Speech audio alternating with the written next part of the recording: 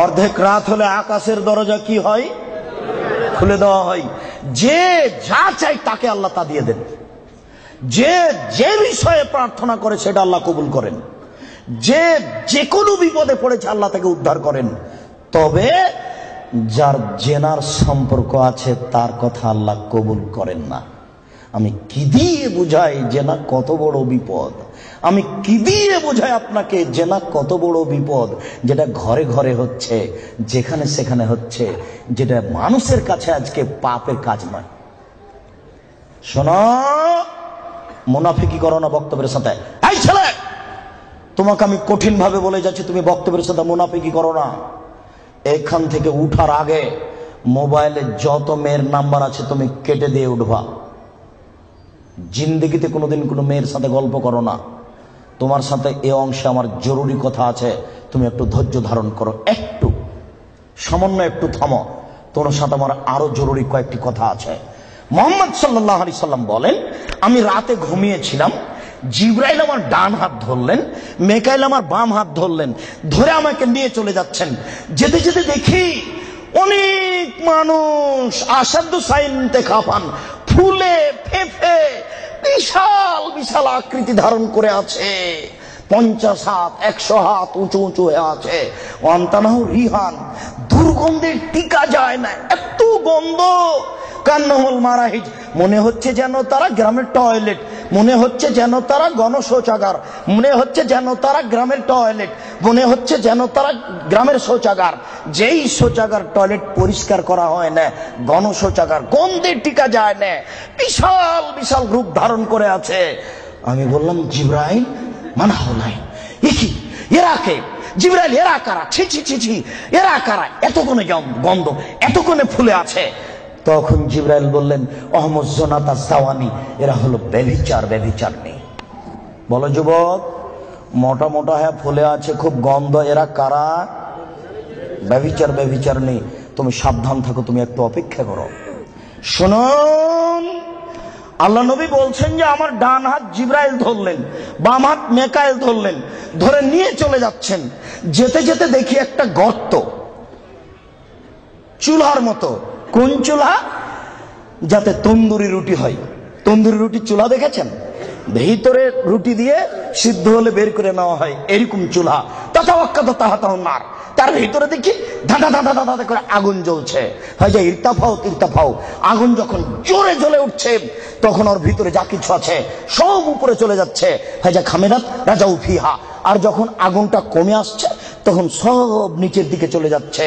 ফিহারে জালুন অনিসাউন ওরাতন, তাতে দেখি পুরুষ এবং নারী জমা ধরে আছে উলঙ্গ অবস্থায়, পরনে কাপড় নেই কারো, এভাবে জমা ধরে আছে উলঙ্গ অবস্থায়। আগুন যখন জোরে জ্বলে উঠছে দাদা দাদা দাদা করে উপরে চলে যাচ্ছে, আবার যখন আগুন কমে যাচ্ছে তখন নিচের দিকে চলে যাচ্ছে, আর উপরে উঠলে মনে হচ্ছে যেন বের হয়ে পড়ে যাবে।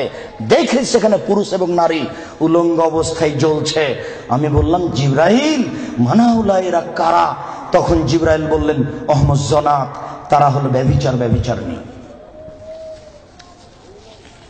আল্লাহ নবী বলেছেন, যেসব মহিলারা জেনায় লিপ্ত হবে ওদের লজ্জায় স্থানের গন্ধে জাহান্নামীরা জাহান্নামে টিকতে পারবে না। যেসব মহিলারা জেনায় লিপ্ত হবে ওদের লজ্জায় স্থানের গন্ধে জাহান্নামীরা জাহান্নামে টিকতে পারবে না। যেসব মহিলারা জেনায় লিপ্ত হবে ওদের লজ্জায় স্থানের গন্ধে জাহান্নামীরা জাহান্নামে টিকতে পারবে না। মুহাম্মদ সাল্লাল্লাহু আলাইহি সাল্লাম বলেছেন। শুনুন সম্মানিত দিনী ভাই, আবু হুরায়রা রাদিয়াল্লাহু তাআলা আনহু বলেন, রাসূল সাল্লাল্লাহু আলাইহি সাল্লাম বলেছেন, আল বিকরু বিল বিকরি জিলদু মিয়া তাগরিবু সানা।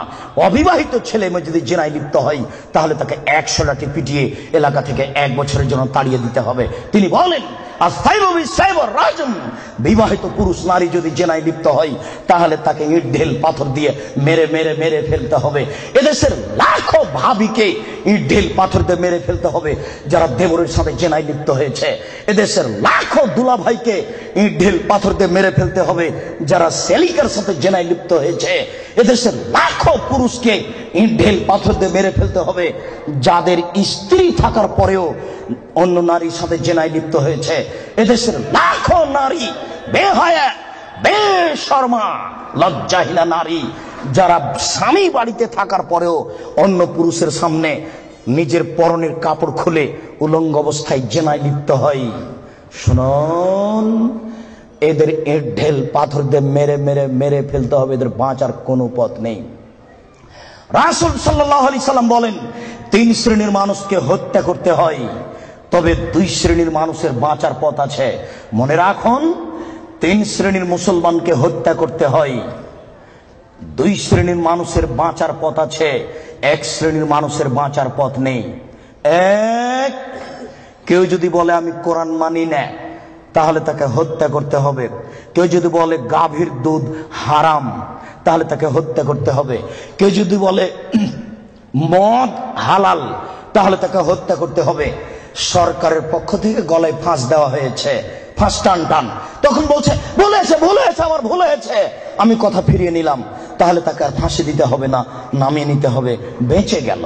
পাপ করেছিল হত্যার যোগ্য। আমি বুঝাতে পারলাম না মনে হয়। 2, কেউ যদি কাউকে হত্যা করে তাহলে তাকে হত্যা করতে হবে, এর নাম কিসাস।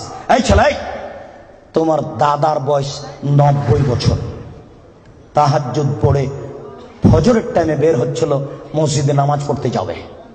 কালকে তোমার দাদাকে একটা ছেলে গালি দিয়েছে, তাহাজ্জুদ পড়তে বের হওয়ার সময় দেখো ওই ছেলেটা, তোমার দাদা এক থাপ্পড় দিতে ছেলেটা মারা গেছে।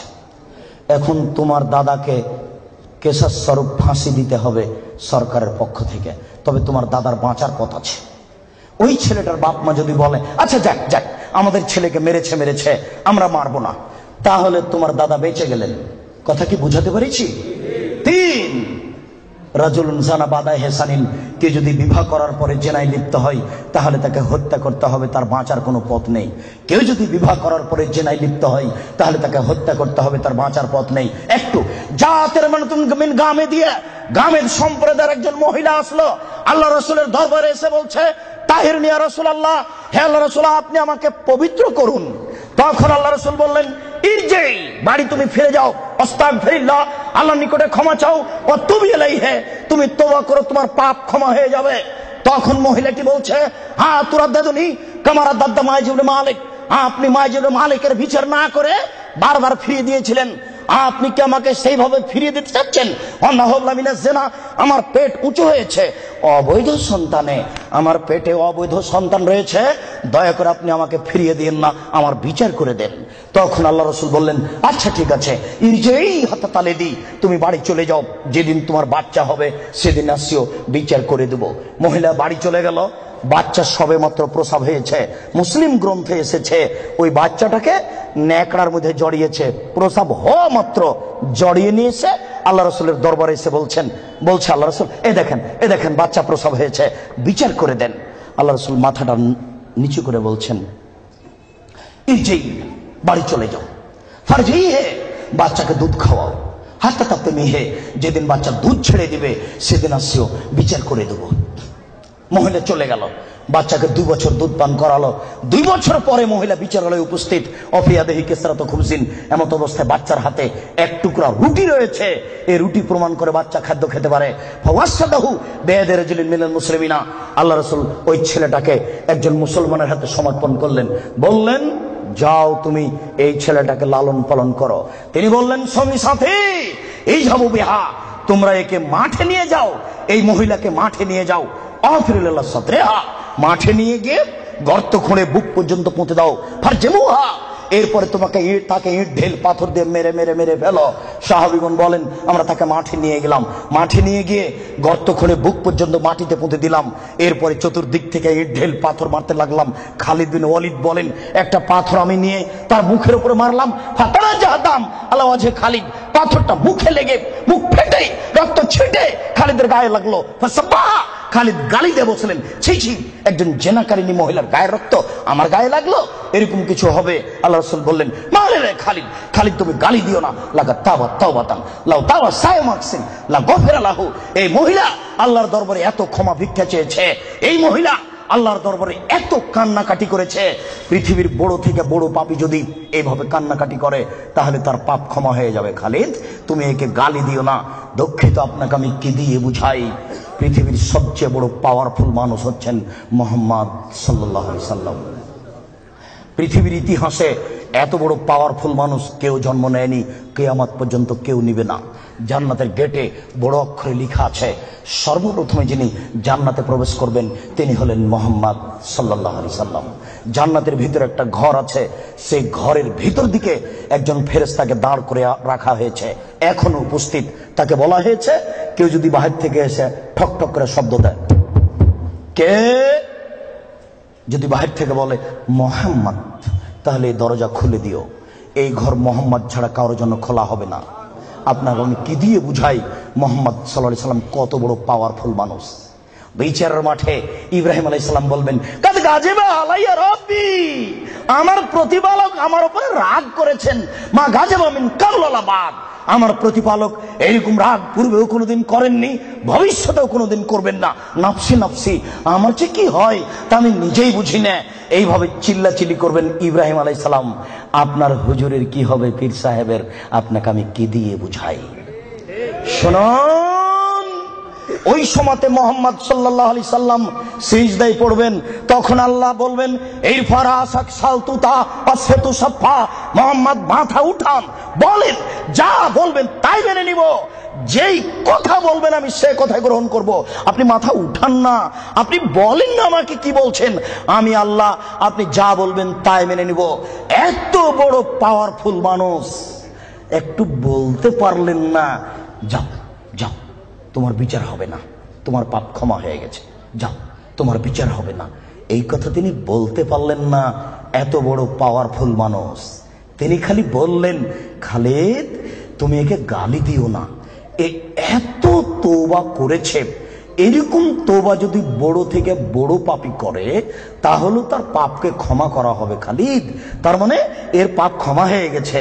তাই তো তিনি জানাজা করলেন, তাই তো তিনি কাফন দাফন করলেন, কিন্তু তিনি তাকে বলতে পারলেন না, যাও যাও তোমার বিচার হবে না, তোমার পাপ ক্ষমা হয়ে গেছে।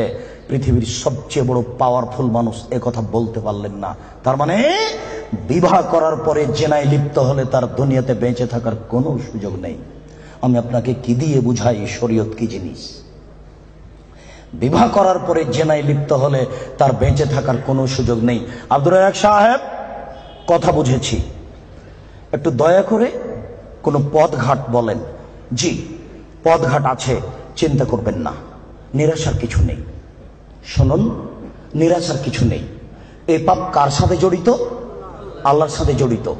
আল্লাহ নবী বলেছেন, কে যদি জেনে শুনে 1 টাকা সুদ খায়, 36 বার জেনা করে যত পাপ হবে, 1 টাকা সুদ খেলে তার চেয়ে বেশি পাপ হবে। তিনি বলেছেন, সুদের পাপের 70টি ভাগ রয়েছে, ছোট ভাগ হলো মার সাথে জেনা করলে যেমন পাপ হয়। সুদ যত বড়ই পাপ হোক না কেন, সুদের পাপ কার সাথে জড়িত? আল্লাহর সাথে জড়িত। জেনার পাপ কার সাথে জড়িত? আল্লাহর সাথে জড়িত। যুবক, তুমি নিরাশা হবে না, নিরাশার কিছু নেই।